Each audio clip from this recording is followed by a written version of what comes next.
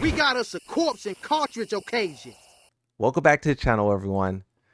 I'm here talking about season 3 again, and I'm smiling because one, the season 3 reveal was awesome. It was spectacular, right? And everyone's celebrating. Everyone's really happy. You know, Bob, Kunimitsu, Roger is kind of it's not a head scratcher. It's just like kind of like no one expected it. We were more so thinking of Miguel, more so thinking of Julia. So that was a little bit out of left field. I am interested to see what they do for Roger because the fact that they chose him mean that they have like some kind of like they didn't just choose him because like, oh, let's just do this. You know, they chose him for a purpose. So I am interested for that reason. But the real reason why I wanted to make this video, because we'll talk about DLC and whatnot in the future, but the real reason why I want to make this video is because the tagline for season 3 is back to the fight, back to the basics. And that tagline is not only fire, but it also is really summarizing how the players feel. Now, throughout season 1, throughout the beta, the demo, the early testing, season 2, everyone was saying, let's go back. And I was thinking, like, can we really go back? You got Victor shooting a pistol across the screen, and I really don't care how you stop it because people say, oh, just sidestep, just do this. People, you know, like just because there's a way to stop it doesn't mean it should be in the game. And then the same thing is true for Anna and her rocket. I've seen some of the most diabolical Anna rocket videos throughout the past week or so, right? And then you can say the same thing with like Clive, with installs, with tracking. The whole season 2 was crazy, and we were saying go back. And the fact that they are labeling this season back to the fight, back to the basics, it one is going to make a lot of people feel that like we can go back to what, back to 3, back to 5, back to 7, back to tag 2. I don't know, back. Um, and that's a good thing because the players needed hope. The players needed something to believe in. But I also said this, and I will say it again because I think it's going to be a rude awakening for some people.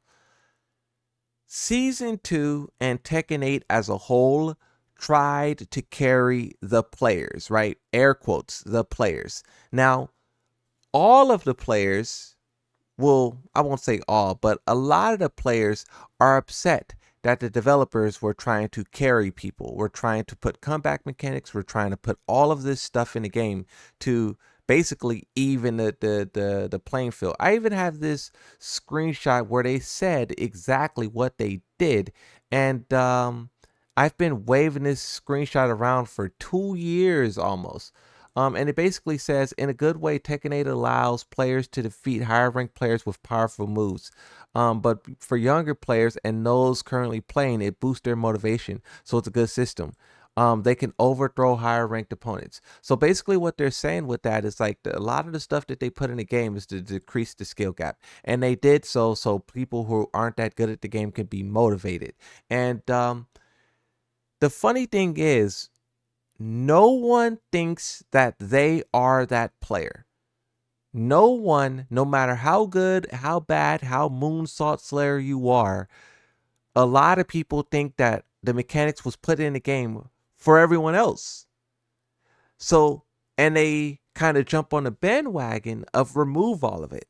But now that we see that they are in fact going to do so, once players start to lose their ultra powerful comeback mechanics, their ultra powerful stances, their powerful mix-ups, their installs, once they start losing all of that stuff and we return back to the basics and you have to play normal old school Tekken, then we're going to see a lot of people start to get exposed. You may have thought you were really cooking and you may have been, a high rank. You may have been doing this or doing that. But then when you start realizing that people are stepping around you or your attacks are whiffing or your combo damage ain't damaging, then you start to get blown up. You might start to complain. I want to see what happens. Everyone was saying fix the game. Everyone was saying, stop with the carrying. But I constantly told people, some of y'all are the ones being carried.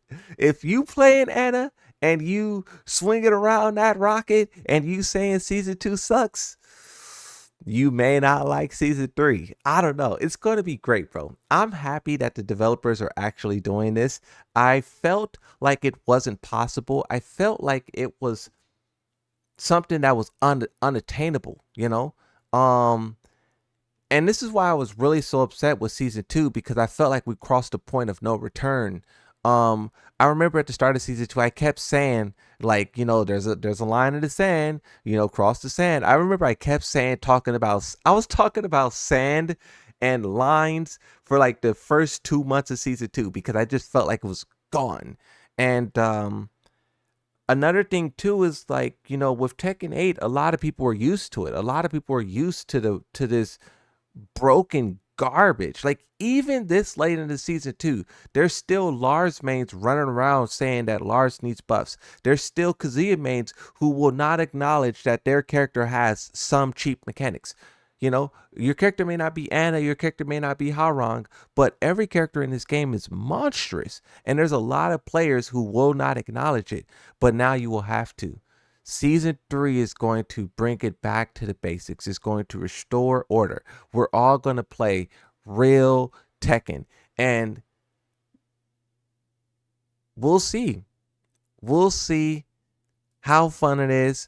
We'll see who actually likes it. Because, and I'll give Shinblade this. Shinblade has been saying for months that a lot of people actually probably will like season 2, but they just are kind of following the herd. Once again, you talk about the people who are, say they hate the comeback mechanics, but then they are carried by the same comeback mechanics. Shinblade was basically saying, like, a lot of y'all don't really know what you're talking about, and you're just looking for excuses and you're just making stuff up. And in season 3 is just gonna it's just gonna expose so much. I've Look, let me talk about myself. I have not been truly happy with Tekken 8 because Yoshimitsu was so powerful. Everything was so free. It was so easy. I got God in season 2 in 4 days. I got Supreme in season 1. I could have got God, but I was just so careless. I got Supreme in season 1 in like 2 days. Like, I'm not used to my character being that powerful. I'm not used to, dealing that much damage. I'm not used to things being that easy. I'm not used to having these kind of tools at my disposal. So, in the rare instances where I did go back to Tekken 7 and I played that game, I was like, this is what Tekken's supposed to be. This is what Yoshimitsu's supposed to be, right? And if we can achieve that with season 3, it's gonna be beautiful. It's really gonna be amazing. And yeah, that's all I really could say. I'm happy.